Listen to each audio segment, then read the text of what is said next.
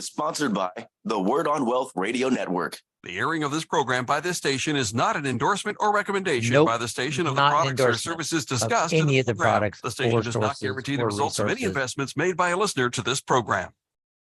I buy that. This is the Word on buy that. Wealth with Gary Quackenbush of GQ Law.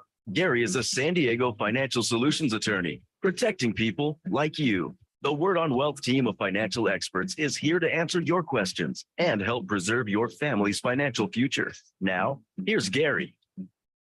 Happy Friday and welcome to the Word on Wealth. Today is the day where we get to find this. Wow, we're going to go into the, I don't know, we're going to go into the back room. We're going to find out more about, remember I'm telling you about the Britfield series that I'm really enjoying reading, Britfield and the Lost Crown. And they're books that Chad Stewart, who is our guest today on this show, he's created this whole world, Britfield. And I enjoy reading he's a great author, very enjoyable. They're books for, I guess, teenagers, but I'm way, way beyond that. In fact, some of my grandkids are too, and I absolutely love them. But so I tried to figure out if we can get Chad back on and found out that he's got some stuff going on right now that is a big deal. And so we're going to get the inside scoop here on the Word on Wealth on our Finding Joy Friday. And I want to welcome Chad Stewart to the show. How you doing, Chad?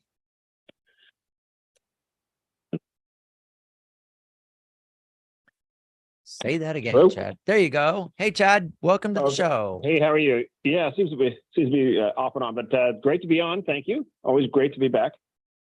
Well, Noah told me that you have some stuff. Noah Dingley, my producer, told me that he said, you got to talk to Chad. He's got things going on now, potential launches and just to give our Word of Wealth Finding Joy Friday listeners kind of an update on where we are with Britfield and the Chad C.R. Stewart world.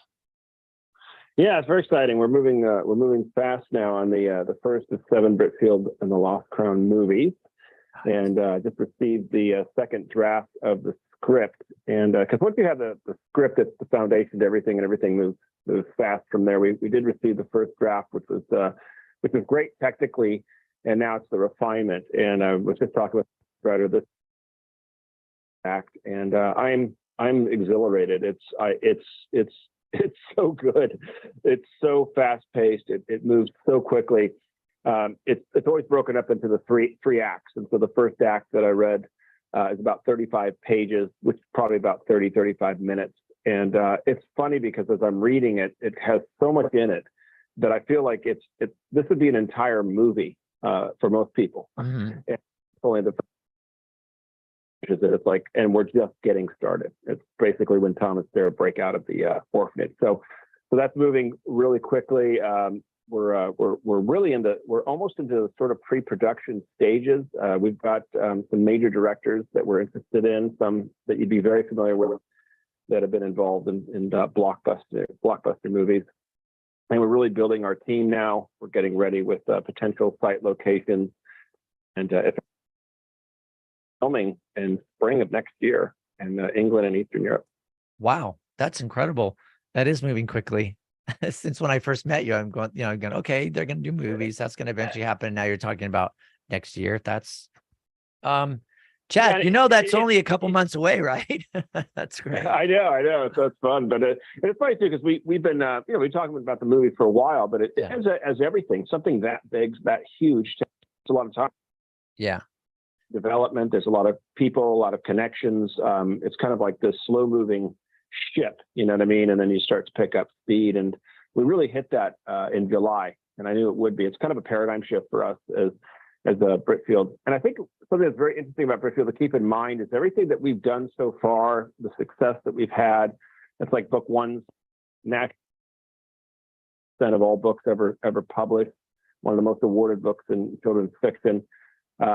Everything we've done up until now has been a soft launch, and which sounds kind of crazy, but it's been a soft launch because we've built this huge infrastructure. We've launched 3 books in 3 years. We've got the Britfield play, theatrical play, already, ready for schools, elementary, middle schools, high schools across the nation and globally.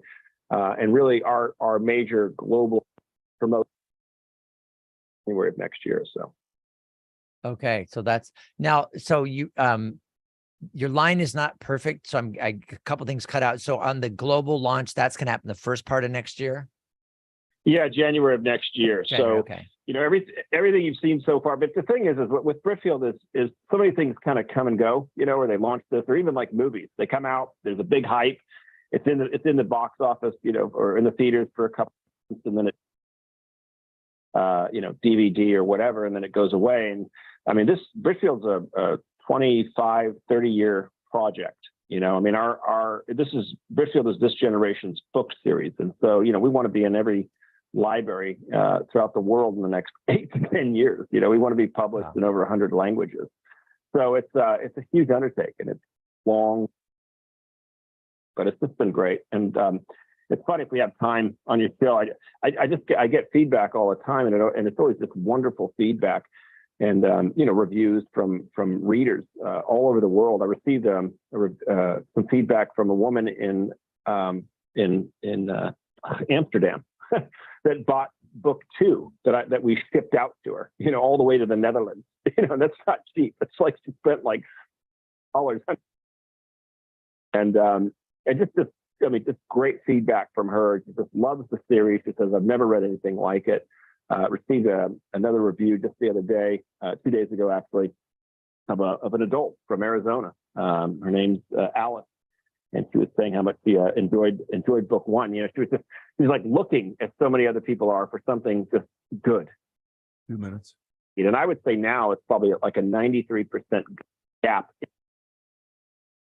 for uplifting quality content, family-focused quality content. 93% gap.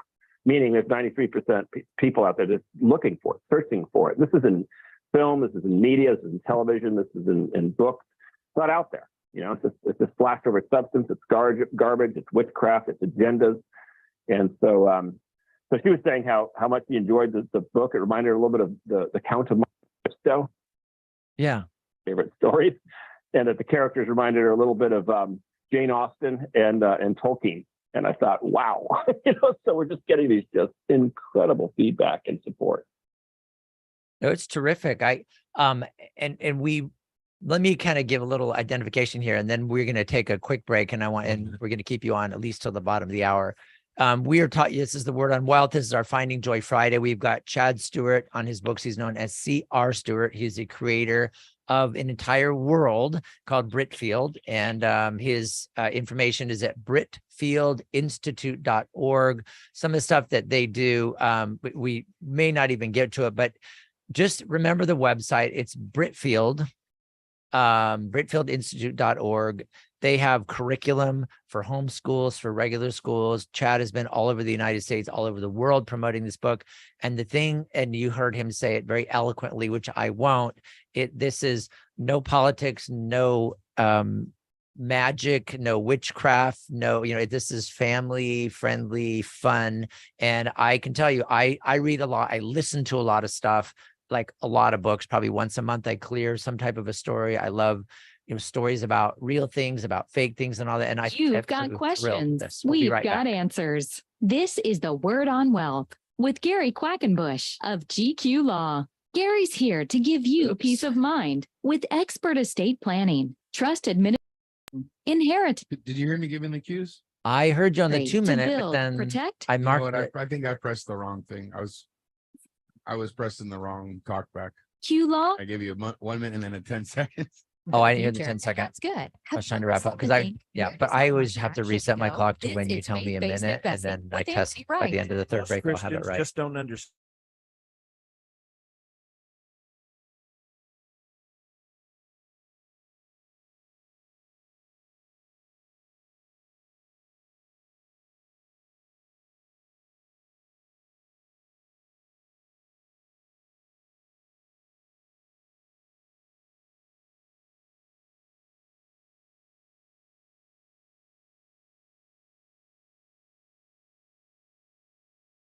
and life savings with your beliefs. We are fiduciary investment advisors. You can feel good about investing with confidence. So learn more now. Go to BibleSafeInvesting.com or call me at 931-RETIRED. Your free book is waiting for you. Go to BibleSafeInvesting.com and be sure that you listen to Faith-Based Investing this weekend right here on Family Call.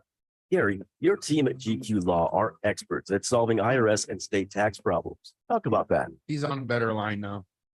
It tends to really stress them out. And one of the things we've been able to do is figure out how to resolve tax problems. One thing we might be doing is setting up a payment plan or getting a collection delay, maybe getting a determination that the person shouldn't have to pay the taxes at all. We do offers and compromise. We do audit reconsiderations. And one of the things that's a really powerful tool that some people don't recognize is sometimes bankruptcy can be used to actually eliminate taxes when there's certain conditions of the code that are met. So we can do all kinds of things. After we analyze your situation, we can figure out what's available, discuss your options, and figure out which ones to implement, what it's going to cost, how long it's going to take. And we can get people out from under all kinds of tax problems so they can sleep again. That's our goal. Request your free initial consultation. GQLaw.com, 855-500-TRUST, GQLaw.com. Who will you trust with the biggest financial decision of your lifetime? If you're planning to buy or sell a home in San Diego County, do what I do and work with the true San Diego real estate experts. Ken Pecos and the Pecos Group helped me and my family. They can help you. This is Gary Quackenbush of The Word on Wealth. You hear Ken every week here on The Word on Wealth. He's our expert. He's got integrity, exceptional service, deep knowledge of the San Diego, Coronado, and South Bay regions. These are just some of the reasons that Ken Pecos has completed hundreds of transactions. He manages a powerful team of professionals at the Pecos Group, from single-family attached homes to luxury high-value waterfront properties to apartment buildings. Ken Pecos is ready to help you avoid problems and costly mistakes. Learn more online at kenpecos.com. That's Ken Pecos, Pecus.com. Or call 619-977-8419. DRE number 010566969, brokered by eXp Realty.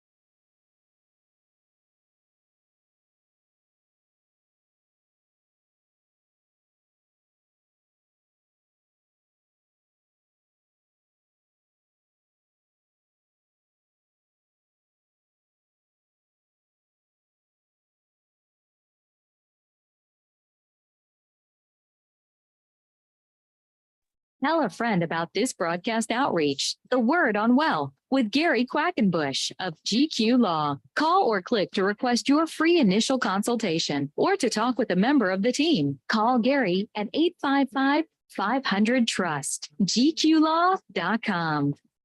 All right, welcome to Word on Wealth. We're here on Finding Joy Friday. We have the privilege of having Chad C.R. Stewart. He is the creator, author, developer, the everything, like the mastermind behind the Britfield series, a series of books that I don't know who he's targeting, but he's got me hooked. And I absolutely love reading his books. His two characters are Tom and Sarah. The books take place in real places. And when he describes what school he's at, or where the kids are doing their escapes and all these great things that are going on, it's fantastic. It's actually, it's real. It's where they really are. And it was fun when I first picked up, because I had Chad on the air and, doing this thing like we're doing today. And he was saying, yeah, these take real, in place in real spots that I've actually been, and we're describing them. And I thought, okay, whatever. I read a lot of books. And then I started listening to it and I'm going, he is describing running up the stairs of this university. And then the way it happens inside, I go, this guy has actually been there. And it was very fun to have kind of this. And it's still, that's the thing, Chad, it is still stuck in my brain. I listened to it on Audible, which is fantastic. And it's still stuck in my brain, like all the things I'm going like, I think actually if I went to that school, I could probably get around now because of the book. So I just think it's really cool that it's based in reality. It's not some fake, world that exists somewhere else. So I love it. Appreciate it. Okay, so Chad was telling us, so we got the big launch. It's been soft launch so far. The big launch is coming up at the beginning of next year. This is awesome. Tell us more about some of the kind of the thought again behind the Britfield series, and what is your motivation, inspiration as far as like educating our young people here? Education. I think that's at the heart of everybody, and especially our next generation. Schools have always been our beachhead. That's our number one focus. It'll always remain our number one focus, specifically elementary and middle school, 4th through 7th, 4th through 8th. And I think what's so great about the Britfield books is that they are absolutely based in reality. So it's current time. All the books are current time. They're not 10 years from now. They're not 40 years ago. They're not sci-fi. I mean, they're as real and authentic as I can make them. And all the places that the series adventure goes through are places that I've visited, and I think that helps bring in that authenticity. I was a British literature major, European history major, and I think it's in many ways it's harder to write that sort of, if you will, true fiction or authentic fiction. Because I can't cheat. You know what I mean? Everything has to be authentic. I can't just transport my characters, from one place to another. And so I'm doing research all the time. I'm writing book 4, Britfield and the Eastern Empire, which will blow your mind right now before our interview. And I'm halfway through, and I'm in Warsaw, Poland now. Oh, wow. And again, I'm pulling up maps. I'm doing research. I'm looking at timetables for trains, because they left on a train from Prague at night, and I'm like, okay, so how long would that take if it's an express train? And what I mean. So I'm just the streets, the descriptions. So I'm doing everything I can to bring in that authenticity, and it's like you feel like you're there. And I think if there's one thing that I've heard from the audience, children and adults, half our reading audience are adults, is that it's what they feel. They connect with the characters, which is great, and they feel like they're there. And again, just to conclude, we bring in geography, art, architecture, culture, history, all these wonderful, very, very authentic places, things, restaurants, food, town squares, old town buildings, historical landmarks. I mean, all of it is included in the books, and I think that's what just pulls the audience in. Terrific. I love it. They're enjoyable. Even when if I'm out mountain bike riding, I get very excited about when there's Tom and Sarah do something that's very dramatic and kind of risky, crazy. I go, I wonder if I could do that. No, I'm too old, but it's fun to enjoy that somebody that young can take care of it. So it's funny. It's funny. It's interesting too, because I'm now in Eastern Europe, book 4, Britfield in the Eastern Empire, and Tom and Sarah are now 15 years old. Book 1 they were 12 in England, and it's funny because I'm reading the movie script, and so I'm back into book 1. I mean, not a lot of authors sort of go back into book 1, right? They just keep going, and so it's so interesting. Just the other day, I was like, wow, they've come a long way. It's because I'm reading it. I mean, it's the orphanage scene, when they're just about to break out, and it's like, oh my gosh, like 3 years later, from 12 to 15 and stuff. So it's a lot of fun. I do feel in some ways that I'm writing adult books for a young generation,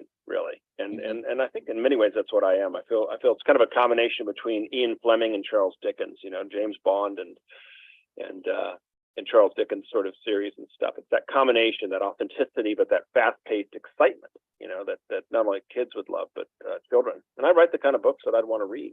You never said Jackie Chan.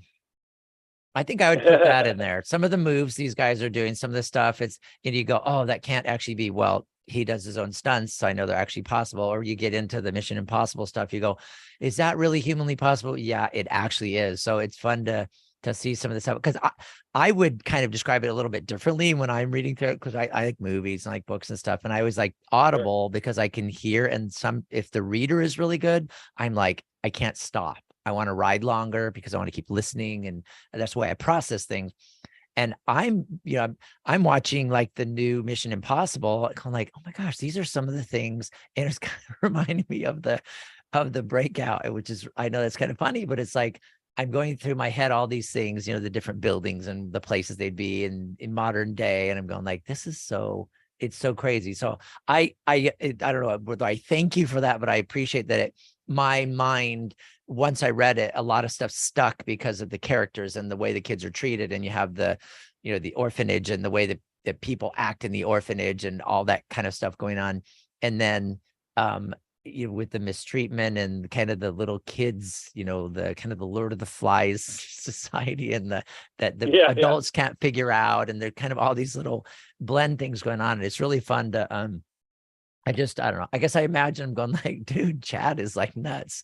You have so much creativity and you must just grab onto details when you're visiting and you just kind of, it's just in your blood now. And you're just kind of like making it come alive on the page and having these kids experience. I just think it's really, really cool. So I love that. Yeah, I'm always a writer of economy. I never like to over exaggerate or overwrite or over describe because it just bogs down the action. It bogs down the story. I think that's what we're dealing with most books today. That you've got like 150 pages of story and then another 150 pages of description, and they're like speed bumps along the way. But to talk about martial arts, wait till you read book 2, which is very cool. Britfield and the Rise of the Lion. There's a great character, Inspector Fontaine, and I don't want to give anything away, but she's got some martial arts training, and it's very cool. And then in book 3, Britfield and the Return of the Prince launched last September. Now Tom and Sarah have some training in the martial arts, and so it's very cool to bring that in. It works naturally. They're 14 now, so they've learned how to defend themselves. And I come from a background of that myself. I was trained. I'm a 3rd degree black belt in Taekwondo. Nice. And was working on a black belt in Kung Fu. And so it's pretty cool, right? So it's like you don't have to be, but of course I'm going to bring that stuff into it, And I was hugely influenced. By the Mission Impossible movies, of course. And it's cool. I watched them, and I liked the last one, 7.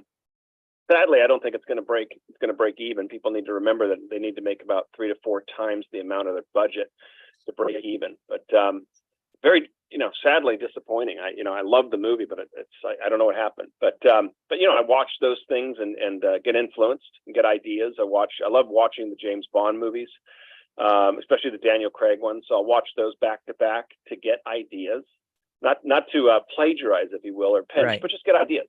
And then I loved the series 24. Probably mentioned that before with Keith Sutherland. I mean, you want to learn how to write action.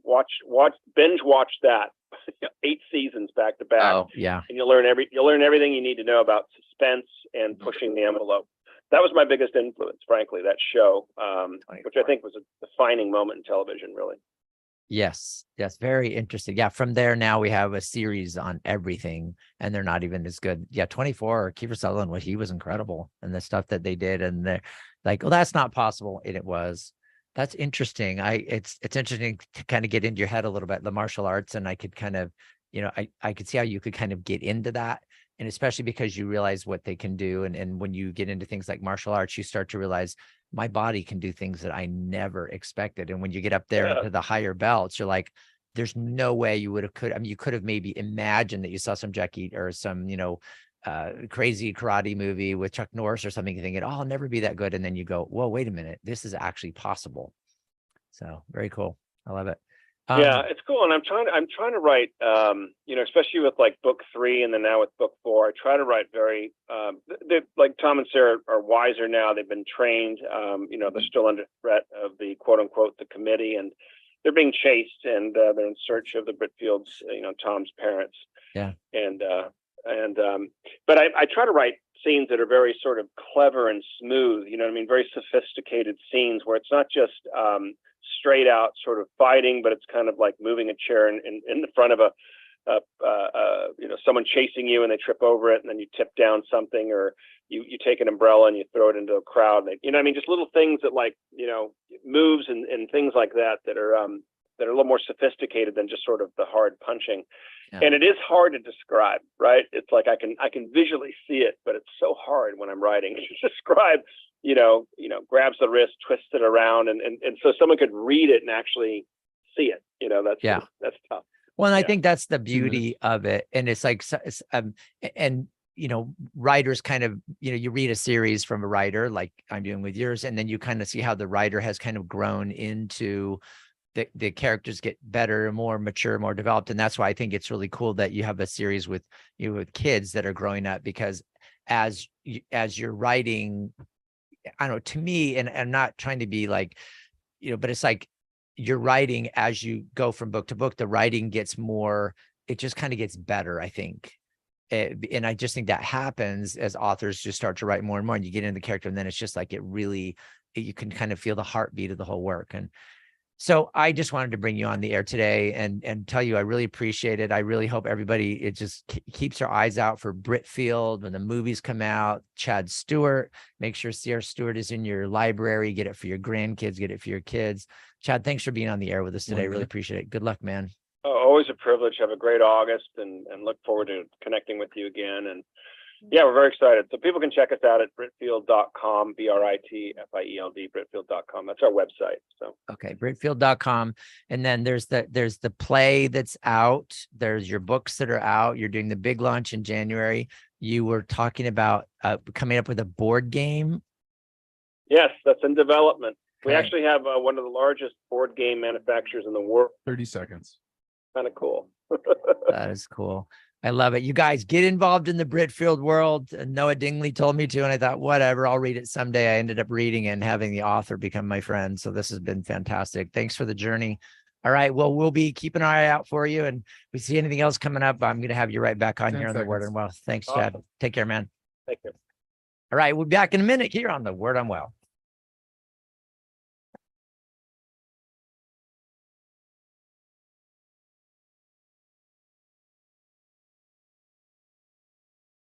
You just need to know where to find answers you can trust when you need them. Welcome to the Word on Wealth with Gary Quackenbush. We are here to help you build, protect, and transfer everything you've worked hard for with expert estate planning, trust administration, inheritance, and probate. Call Gary and the team at gqlaw.com, 855-500-TRUST.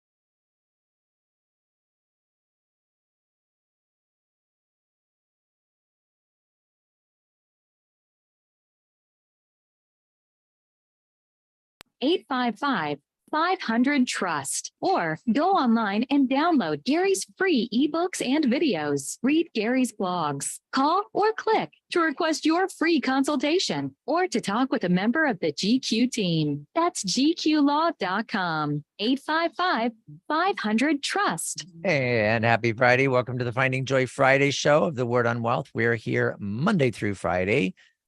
Same time station that you're listening to if it's on the radio, because it's every day at 2:00, Monday through Friday. We have the Word on Wealth, and our breakdown is Monday we talk about taxes. Monday of next month we're going to talk about, well, Monday is taxes or Medicare. Tuesday, estate planning and estate administration and trust things. And then Wednesday we have Ken Pecos, real estate. Thursday we have Anthony Wright, financials, investments and your money. And then on Friday, we have Finding Joy Friday. So we were just privileged to have Chad Stewart, who's the creator and author of Britfield and the Britfield series. If you haven't got his books or read his books, I highly recommend it. They're a lot of fun. It's very different because what he's doing is putting them in reality. And it doesn't matter whether you're 8 or 80, 90 or whatever. I think they're an enjoyable read. It's a lot of fun. So if you want to imagine that it's your grandkids that are doing the things that Sarah and Tom are doing in the series, that's great. If you want to just take your mind out and travel like a Louis L'Amour book and go off into different places or in the world, then that's a good way to do it, is with the Britfield series. So a lot of fun. Lots and lots of fun. And Chad's doing a lot of stuff. So we're going to be following him as we go through the weeks and months ahead, is to kind of keep our finger on the pulse of the Britfield series and see what's going on. If any of you have friends, family members that are authors that are trying to put together things that are family friendly, that are enjoyable, that are just help people escape or provide them information that's super important, I would love to hear about it. I would love to have them on the air. I'm happy to interview them. I don't, these are interviews I'm doing for free because I don't have an agenda on Fridays other than to provide ways of finding joy. I love to talk to people about how they get through hard times. What do they do? What are the secrets to success? And that's what we're doing today. So that's why we had Chad on. Now for the rest of the hour, I'm going to take calls. I'm opening the lines, 888-344-1170. If you want to call. And specifically what I'm looking for is share with us what you do to get through tough times. We all get through tough times. And we know that. I was listening to a talk from a worldwide church leader, and they were quoting, there was somebody that had said, I can't remember who it was. I want to give the right credit, but there's this, when you talk to somebody, there's a 50% chance that person has gone through something difficult or is going through something very difficult and sometimes extremely difficult. And this church leader was saying, actually update that for modern times in our society today. And he says he finds that it's over 70%. So there's a chance that the person that is standing in front of you, talking to you, there's a 70% chance that person is going through some very difficult time. So how do you respond to that? Well, we've talked to a lot of therapists on this show, mental health professionals, who say, you just talk about it. You don't have to talk at them or to them. Some people just want an audience. They may want an arm around their shoulder. They may want somebody to just listen. Like, what's going on? Help me understand. Tell me your story. What can I help you with? And that's the thing. And I think if we feel that way and we understand that way, then we're a lot more kind, and we are a lot less judgmental, and we can see God in people's face, right? See God in people rather than see, that they're acting poorly or they're acting bad or they're misbehaving or they're doing something wrong or terrible. And I think that plays out even if you, and I don't want to get, this isn't a scripture study class, but I've been studying the New Testament lately, and we're into the book of Romans, where Paul, the Apostle Paul, he's a very good writer, and his writings there's a lot of like messages in there. If you you read through it slowly and you get the different translations, like the King James Bible version of the Bible, or you get the New International Version, the NIV is really good. there's different versions of the Bible. It says you read the Apostle Paul wrote. It's interesting to see it in different translations because he didn't speak English, and the translations help us understand what he was saying and how that applies to us today. And the thing that was in the study that I was doing is it was dealing with people with challenges and realizing that we're doing pretty good when we try to do the right thing and we try to see the best in people. And that if we just give people the benefit of the doubt that they're doing the best they can under the circumstances that they find themselves, people are typically doing the best they can. And what that would mean, now this is according to Brene Brown. She's got some great books. If you haven't read Brene Brown, she has a lot of good books on people and the way people think and the way they treat each other and all that. And she talks about basically dealing with your weaknesses and dealing with humanities. And the way she says is that, and I'm specifically referring to people doing the best they can. So the example that she gave is she was giving a talk. And somebody came up to her after because she was talking about people do the best they can, and I really think they do, and we should give people the benefit of the doubt and all that. And she was speaking at a place that had a lot of military folks, a lot of the Navy chiefs and stuff like that, the military, leaders. And one of them came up to him afterwards and said, Brene, do you really believe that people are doing the best they can? And she said, yes. Why? And he said, okay, then I guess I have to go make a hard decision. And so then she got the background on it. And she said, what are you talking about? And he was saying that he had somebody that worked for him that just seemed to didn't do things the right way, didn't follow commands the right way, didn't complete the work. It seemed like they were sloppy, or that they were lazy, or that they didn't care. And he said, and the fact that you're telling me that person is doing the best they can, that means I have to go let them go. I have to go fire them. And his reality was that person was messing everything up, not on purpose, but doing the best they could. And so therefore, if that were true, that person is doing the best they can, then they can't handle the job. And it was the obligation of the boss, the commander, to let them go so that they were not being dealt an unfair hand, something that's too difficult for them, too much of a challenge. And it's not fair to keep somebody in that position. Now, that person probably would have never have quit. They probably would have worked for the rest, as long as he would have kept her on. But the fact of the matter was, it just wasn't working out. And that was better for everybody. And of course, there's a good side to that story too. But the thing about people doing the best they can is if we assume that, and that's really, really difficult. And you have to, listen to Brene Brown and the way she describes it, not the way Gary Quackenbush describes it, but with Brene Brown, the way she describes believing that everybody does the best they can. That's really hard medicine for some people because they go, well, but that person injured my child, or that person injured me, or that person did this. How could you say that person is doing the best they can? But that's a Brene Brown thing. I do subscribe to that theory. And the more I try to believe and take that position that person is doing the best they can, it makes my decisions sometimes more difficult as an employer, as the leader, because it may mean that I'm asking too much. And that for me is a little frustrating, because if I hire somebody or somebody's volunteered to help out and they just aren't doing it right, or they're messing it up, not that it's just I'm hardcore, but they're just not getting it right. If they're doing the best they can, then I'm being unfair and asking them to do that. So that's that's Philosophy 101 with Gary Quackenbush. No, that's Brene Brown stuff. Finding Joy Friday today. We're going to go right to the top of the hour. I would love to hear from you. What do you do during difficult times? What do you do to kind of settle yourself to be able to move forward through tough times? How many people, and call and tell me, 888-344-1170. And it doesn't have to be, long. We can just go brief and just say, Gary, this is kind of something I have found that works for me. I would love to hear 888-344-1170. Another one of the things that I really want to discuss with you is if you're dealing with difficult times and you have a way to get around them, like getting through them, it'll help me personally, and it'll help us and all that are listening, is dealing with people who are suffering.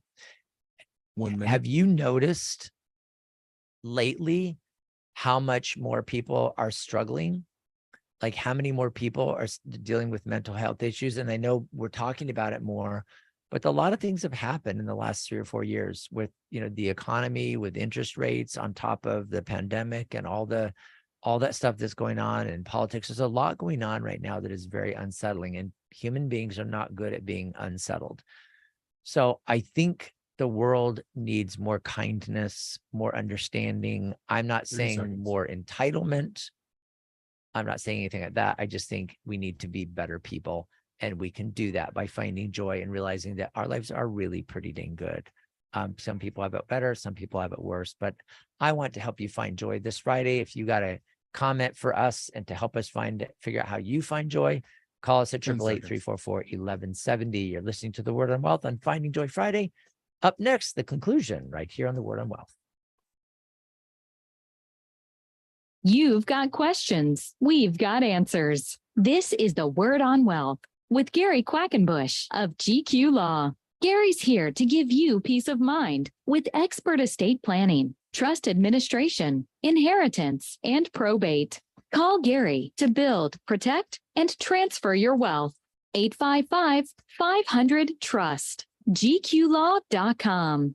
Gary, how do you and your team help our listeners avoid probate? Well, first of all, probate is a process that involves attorneys, judges, and sometimes contesting parties. And so we try to avoid probate at pretty much all costs. The way we do that is setting up living trusts, setting up properly documented wills, putting the property like houses, cars, bank accounts in that trust so that it avoids probate. Probate is only necessary if the estate plan isn't set up quite right. So we help them get it set up right. And mainly that's done through a properly created living trust. Call Gary and the team at GQ Law, 855-500-TRUST, or go online and download Gary's free ebooks and videos. Read Gary's blogs. Call or click to request your free initial consultation. That's gqlaw.com, 855-500-TRUST. Hi, this is Ken Anderson from Walter Anderson Nursery.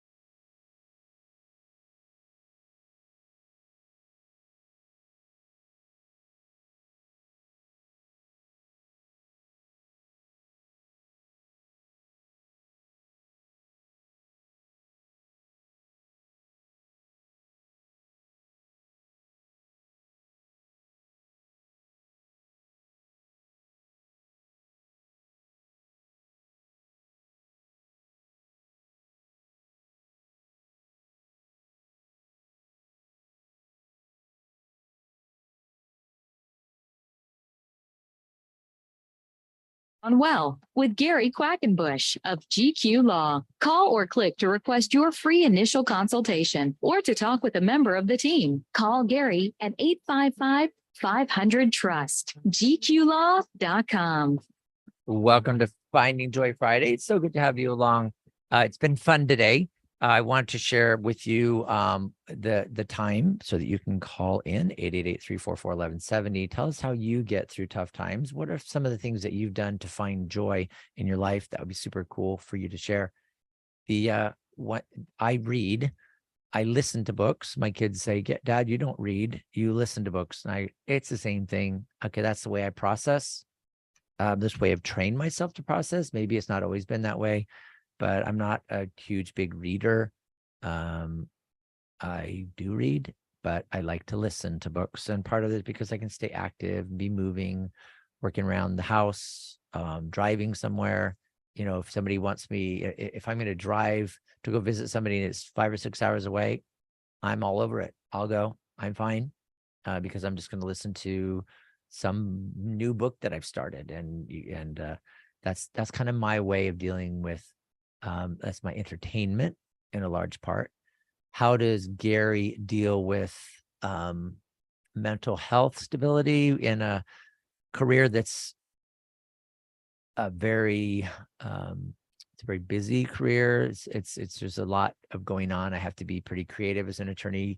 My life is helping people solve their problems, their situations, their family situations, dealing with difficult issues, whether it's going to be whether they should have a trust or who they should have managing their money, who they should have taking care of their children in the event that they died when their children were still young. I mean, those are some really difficult decisions for people, and I am helping people make those decisions.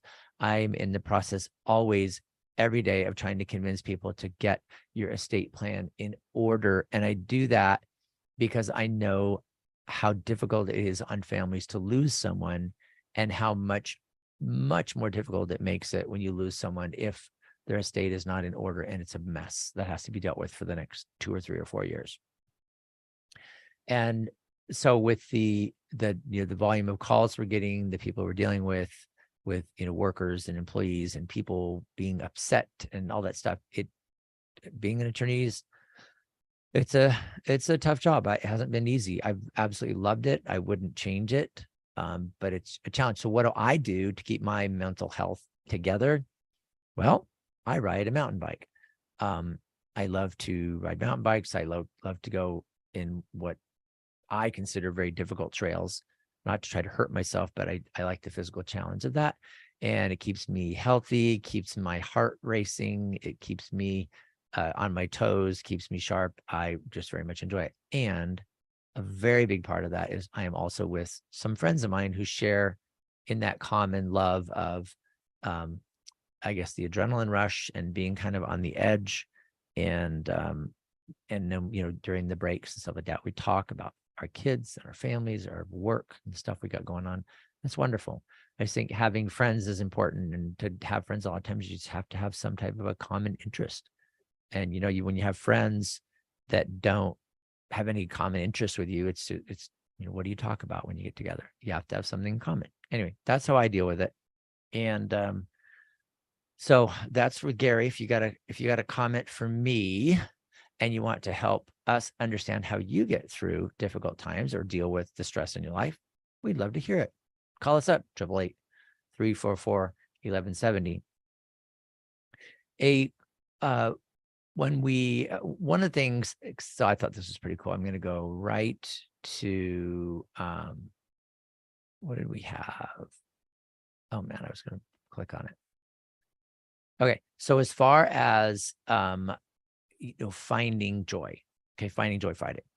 The one thing, like, we've had some guests on that have talked about that, and we remember Barry Shore, he's the one that he has acronyms all the time. He wrote his book about finding joy in a life that's been very difficult for him. The way he describes getting through difficult times is one of the things that I liked about him. Is he was saying that diagnosis is not destiny. That just because you were diagnosed with something that's awful or unexpected, it doesn't mean that sets your destiny. Destiny and the diagnosis are different. The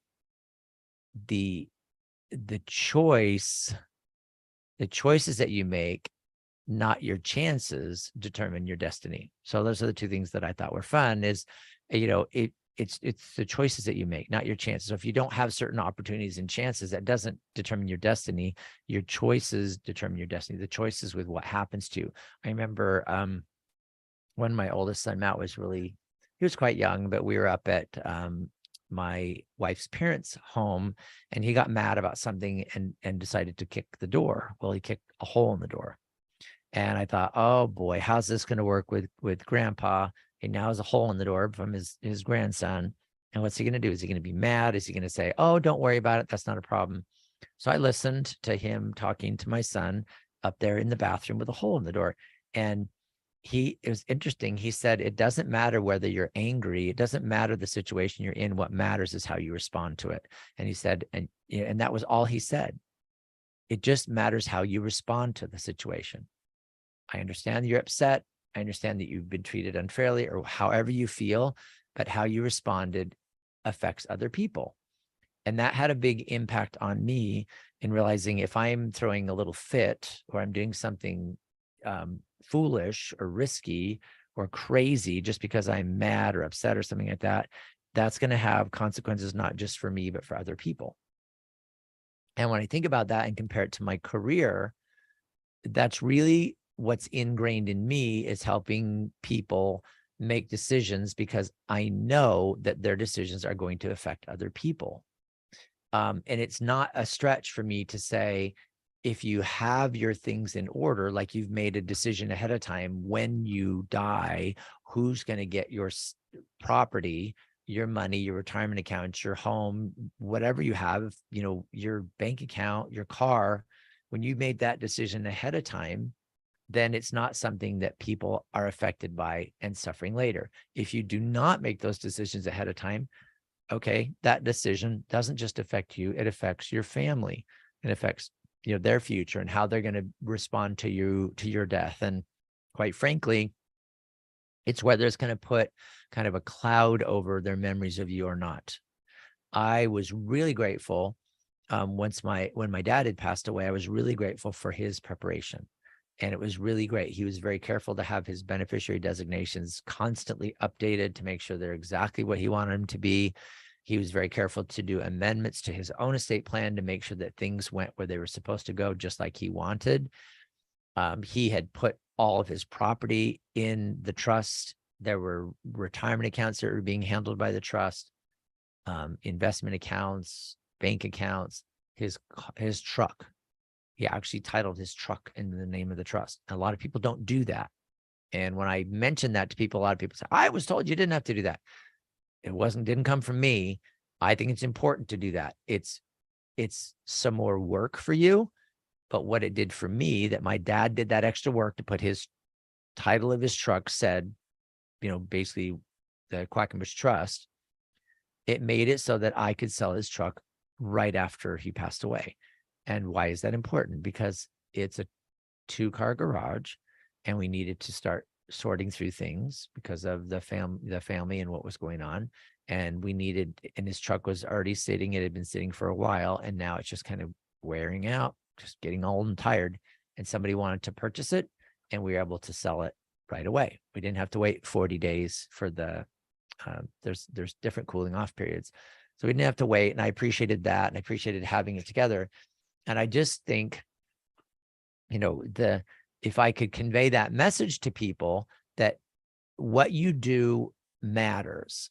The decisions you make affect other people. That applies to everything that you do. It applies to your estate plan. And when you pass away or become incapacitated, it affects how your family and your helper people or your assigned people are going to be able to respond to help you and respond, to be able to provide you the services and everything that you're hoping for. Okay. So the decisions you make are going to make a difference on how easy it is for your loved ones. That's really the bottom line. Now, if you decide to make an estate plan because you haven't done one in a while or whatever, it doesn't really matter how long it's been. When you do it, you do it. And that's going to be something where that decision will make an impact on your life because you'll feel like you have a little more restful in that you've done something that should be done. Okay. Now, some of you have your favorite attorney, your favorite friend, your favorite estate planning person. That's terrific. I'm glad for you. That's awesome. I hope that they have prepared an awesome estate plan for you. If you don't have that, I'm your guy.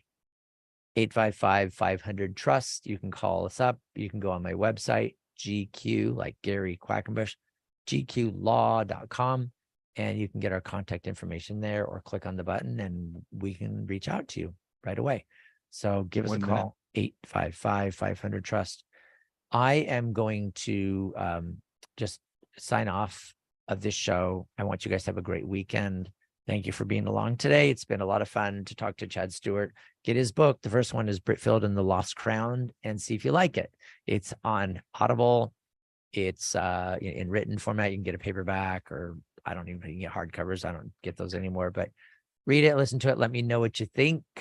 Britfield and the Lost Crown. And to get your estate planning work done, give me a call. My office will set you up, get you in to see me. We can make the plan and figure out where you need to go, what would be the best idea for you, what it would cost, how long it would take, and you'll be happy. You will. 855-500-TRUST or 10 seconds. gqlaw.com. All right, everybody, have a fantastic weekend. We'll see you on Monday. Thanks for being along here on the Word on Wealth. Bye, everybody.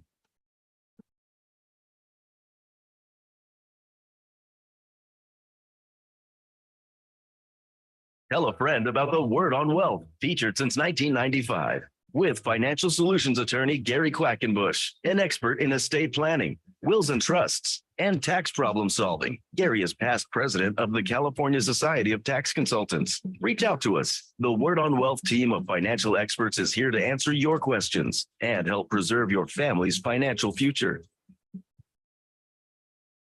The information you hear on the Word on Wealth is for general information purposes only. This program discusses general financial and legal topics. Seek legal advice from a competent lawyer for your individual legal needs. The opinions expressed here do not necessarily